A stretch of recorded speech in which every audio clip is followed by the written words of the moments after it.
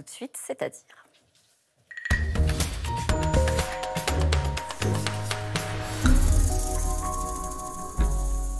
Bonsoir Olivier Guèze. Bonsoir. Vous êtes écrivain, auteur de plusieurs romans, dont La disparition de Joseph Mengele, prix Renaudot 2017. Et vous avez une obsession, le ballon rond. J'en ai plusieurs. Vous en avez plusieurs, oui. En le disant, je me disais peut-être pas qu'une, en tout Oui. cas, celle qu'on connaît, le ballon rond. C'est carrément le titre de votre dernier livre, une passion absurde et dévorante, écrit sur le foot aux éditions de l'Observatoire. Et ça tombe bien puisqu'à partir d'aujourd'hui, eh bien, c'est l'Euro de football, ça va durer 1 mois. C'est donc votre passion, mais pourquoi absurde? C'est un peu comme si finalement vous ne l'assumiez qu'à moitié. Non, je l'assume, j'ai quand même beaucoup écrit là-dessus, mais il y a une dimension absurde dans le football. C'est-à-dire que c'est un jeu simplissime qu'un enfant de 3-4 ans comprend. Il commence à jouer au même âge. Et ce jeu simplissime a pris une ampleur absolument improbable. À savoir que c'est devenu un enjeu économique, financier, politique, géopolitique, médiatique. C'est le trait d'union de la planète mondialisée et qu'on aurait beaucoup de mal à imaginer aujourd'hui un monde sans football. Donc il y a quand même quelque chose d'absurde. Et puis l'autre dimension, c'est l'état de transe.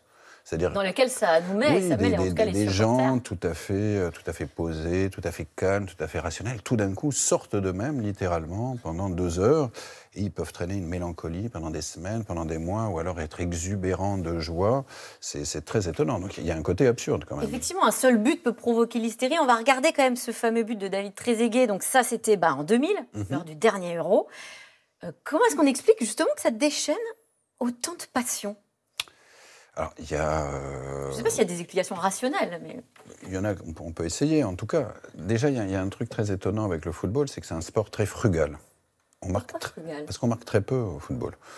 C'est la différence avec le basket, c'est la différence avec le rugby, c'est la différence avec le handball. Donc il y a une tension dramatique qui est extrêmement forte, qui est peut-être plus forte que dans les autres sports. Parce qu'on sait qu'un but ou 2 buts, en fait, c'est très compliqué à soit rattraper, ou alors de mener simplement par 1 ou 2 buts. Et donc cette tension, au fil des minutes, s'accroît, d'où cette explosion, par exemple, il y a 21 ans, au moment du but de Trezeguet.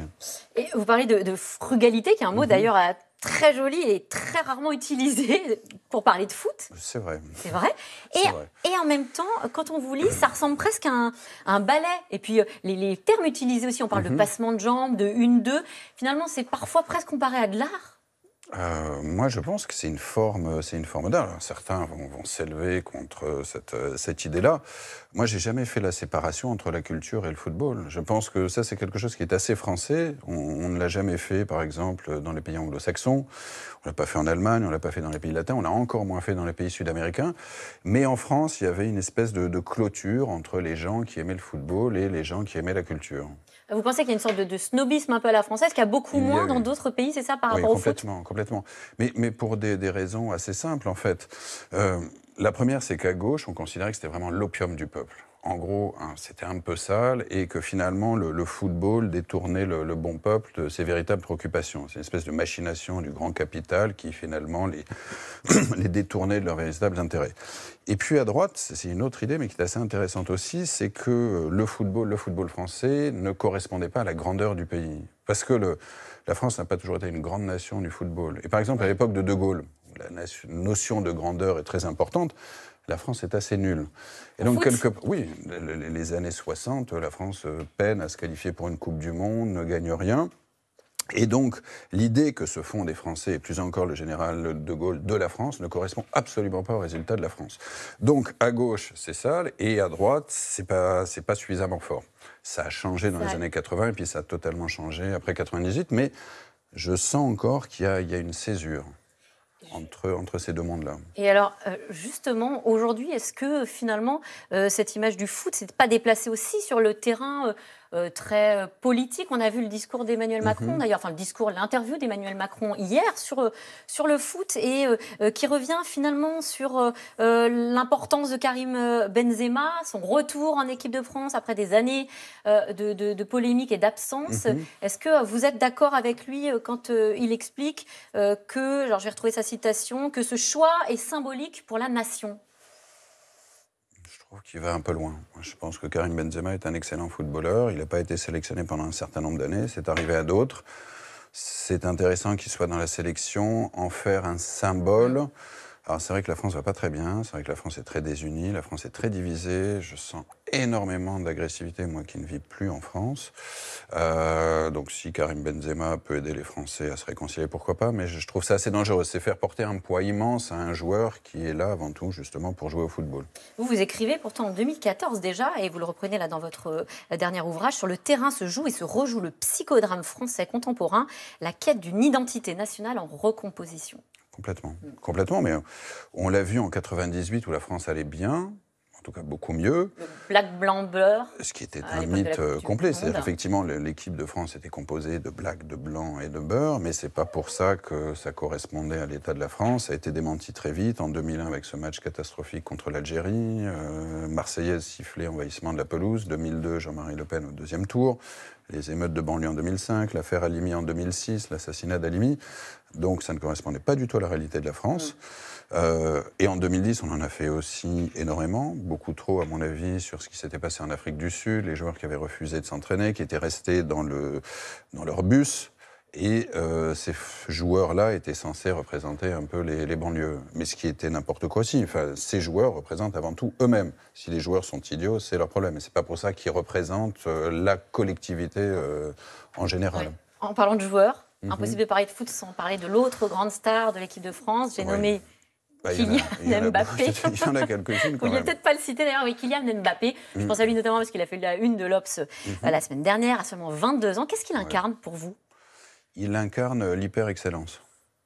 Il est très étonnant, ce jeune homme. Enfin, c'est la quasi-perfection. Oui. Pour moi, il est un peu trop parfait. Trop parfait. Et ça manque un peu de rondeur, ça manque un peu... Rien ne déborde. Je suis sûr qu'il y a des choses qui doivent déborder chez Kylian Mbappé, mais en tout cas, on omet de nous le dire. C'est un cyborg, Une sorte de Terminator, c'est ça, du foot. Ah, mais c'est incroyable, je veux dire, c'est une telle détermination, avoir un plan aussi précis, être tellement bon, tellement excellent, ne jamais s'écarter quelque part, c'est très impressionnant. Après, ça manque peut-être un peu de poésie et de romantisme, mais c'est pas ce qu'on lui demande à l'Euro. À 8 ans, vous êtes tombé dans la marmite du foot avec un match en Espagne de Coupe du Monde. Voilà, France, si j'ai bien lu, France-Angleterre. Oui. C'était donc il y a longtemps, plusieurs dizaines d'années. Qu'est-ce qui a changé justement aujourd'hui? Est-ce que l'émotion que vous avez ressentie, elle pourrait être la même aujourd'hui quand vous regardez un match de foot, ou est-ce que c'est très différent finalement? Bon, évidemment, je ne regarde plus le monde avec les mêmes yeux que l'enfant de 8 ans que je fus. Tant mieux d'ailleurs, tant pis aussi pour certaines choses. Non, ce qui n'a pas changé, c'est, je pense que n'importe quel téléspectateur devant son écran a la sensation d'être relié à des centaines de milliers, des millions, voire à des milliards de gens. Il y a une grande chaîne, en fait, dans le monde international du football. Et je trouve que c'est quelque chose d'extrêmement enrichissant, d'extrêmement intéressant. Et ça n'a pas changé. J'ai eu cette sensation à l'époque, tout gamin, et je la ressens encore aujourd'hui. Bon, peut-être un premier pronostic. La France qui affronte l'Allemagne, ça sera mardi prochain. Oui. Petit pronostic. Peut-être 2-1 pour la France. Quand même pour la France. Quand même. Merci à vous, Olivier Gaz. Merci beaucoup. Merci, écrivain. Grand amateur de foot, donc une passion absurde et dévorante. Écrit sur le foot, c'est aux éditions de l'Observatoire. Tout de suite, c'est dans l'air, toujours bien sûr, avec notre talentueux et génial Jean-François Berzel, notre réalisateur de compète. Bonne émission, c'est dans l'air, c'est tout de suite.